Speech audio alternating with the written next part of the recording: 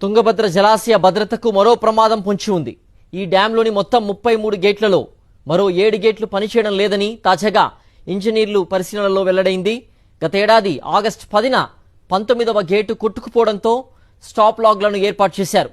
వచ్చే ఏడాది జూన్లోగా మొత్తం 33 గేట్లను మార్చాలన్న ఉద్దేశంతో జలాశయం సమీపంలోని గదగలో గేట్ల నిర్మాణం పనులు వేగంగా సాగుతున్నాయి.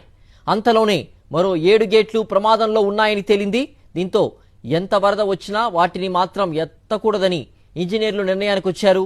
ప్రస్తుతం జలాశయానికి 23,000 క్యూసెక్కుల వరద వచ్చి చేరుతోంది. 3 గేట్లను మాత్రమే పైకెత్తి 9,000 క్యూసెక్కుల నీటిని విడుదల చేస్తున్నారు. మిగిలిన వరదల్ని కాలువకు వదులుతున్నారు. రాష్ట్ర వ్యాప్తంగా విస్తారంగా వర్షాలు కురుస్తున్నాయి.